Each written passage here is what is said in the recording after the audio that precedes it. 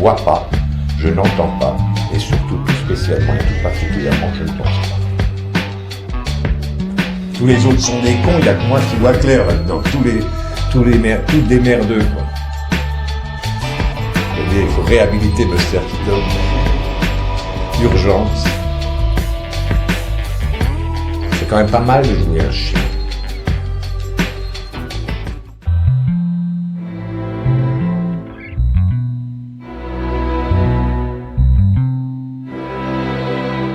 Mettre en scène, c'est trahir. C'est clair. Donc, l'écriture, c'est facile. C'est assez aisé, quoi. On dit, voilà, c'est des enfants qui jouent des adultes qui jouent des enfants, ça ne pose pas de problème, dit-elle, d'ailleurs, dans sa préface. Elle agit avec désinvolture avec ça. Elle, ça lui a servi comme ressort d'écriture, etc., comme Heiner Müller, et il était bourré pour écrire, etc. Donc, on retrouvait dans son écriture. Donc, j'essaie de voir dans l'écriture de la pièce, qu'est-ce qui lui a servi pour écrire, en fait, pour le geste de l'écriture dans ça. C'est plus ça qui m'intéresse.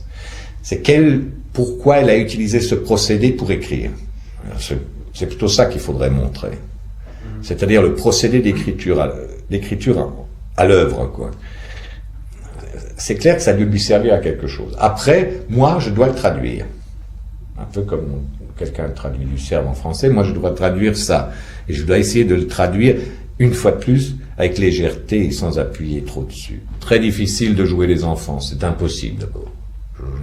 J'en suis absolument persuadé. Alors, je déteste quand les acteurs disent « Je suis devenu acteur parce que c'est pour réveiller mon âme d'enfant. » Tu parles ton âme d'enfant, ça fait longtemps que tu peux te la mettre où je pense. Donc, n'essayons pas trop de chercher l'enfant en nous. S'il vient, il vient, mais foutons-lui la paix aux enfants. Foutons la paix aux enfants, déjà. Celle-là, elle est bien, c'est ma définition préférée de l'acteur. C'est Robert Mitchum m'a dit un jour, pourquoi on lui a posé la question, pourquoi il est devenu acteur, il a dit, parce que j'ai vu Rintintin à la télévision, et ce qu'un chien arrive à faire, il n'y a aucune raison que j'y arrive pas. Donc c'est ça mon seule indication pour la fille qui va jouer le chien. De toute façon, un acteur, c'est un chien. Donc, c'est quand même pas mal de jouer un chien. Puis le chien, c'est pas mal, on peut lui donner des coups de pied, un chien, ça s'insulte, un chien, ça se dresse. C'est dressé pour mordre. C'est la métaphore du chien, celle-là, elle est pas mal. Mais là, le chien est plutôt sympathique. C'est le chien souffre-douleur, c'est le chien... Bon, chaque enfant a un chien qui lance des cailloux.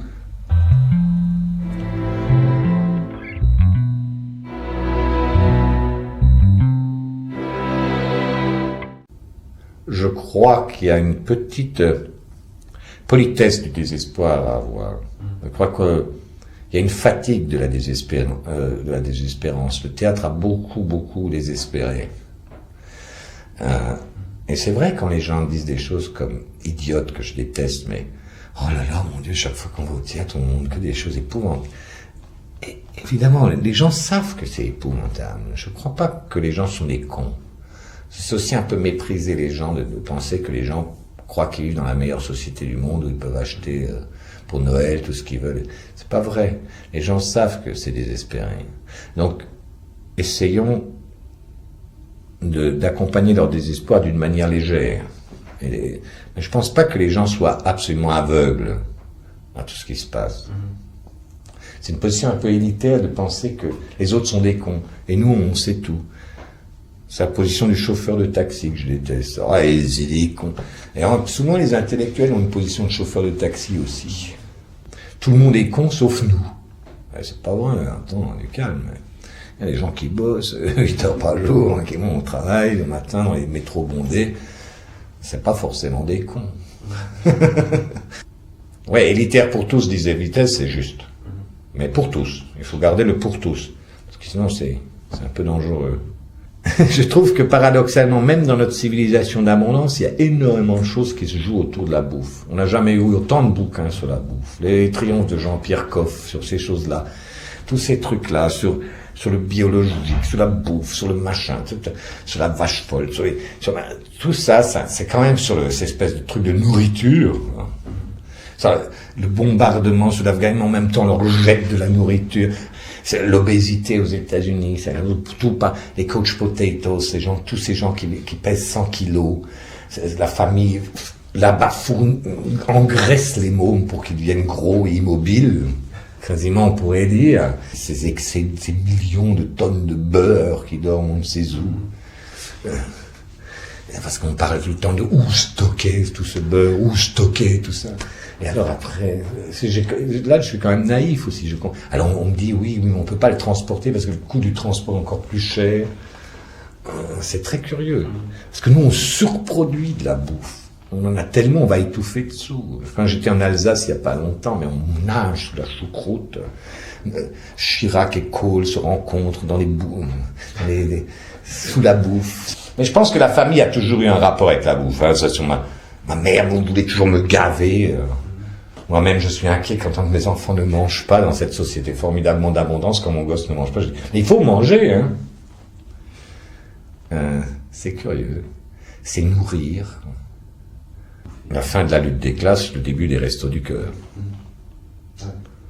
C'est vrai que quand même, se substituant à la légitime révolte des pauvres, on les nourrit. Et comme disait Brecht, quand je vois un pauvre qui m'en dit, j'allume mon plus beau cigare, je lisse mon feutre et je lui dis, va te faire mettre. Comme ça, au moins, il se révoltera. Et là, naturellement, on pourrait penser que la parabole des restos du cœur, c'est fournissons-leur à bouffer, comme ça, ils se tiendront tranquilles. C'est-à-dire, si on veut être cynique, c'est nourrissons tout le monde, et comme ça, ils ne nous font plus chier.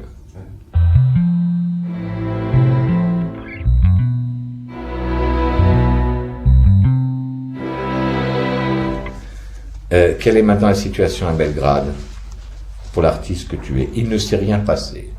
J'enseigne à nouveau l'histoire du théâtre à l'université. Parfois, je rêve d'enseigner à des enfants à l'école primaire. Une idée sotte. Prendre du service dans la diplomatie, je ne voulais pas non plus. On propose maintenant des tas de choses à tout un chacun, des instituts culturels et ainsi de suite.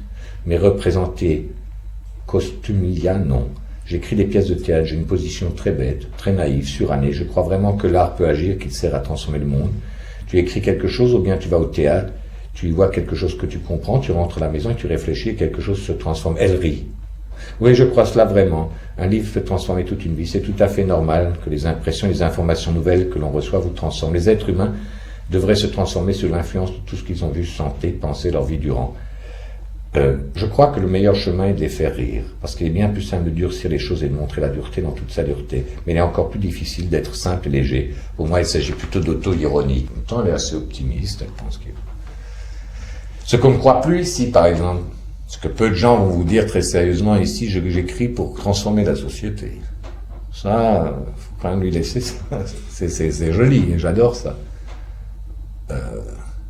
C'est une des raisons pour lesquelles elle est extrêmement sympathique. Quelqu'un qui croit ça est encore très sympathique. Mais elle n'est pas dupe non plus. Et c'est ça qui est joli.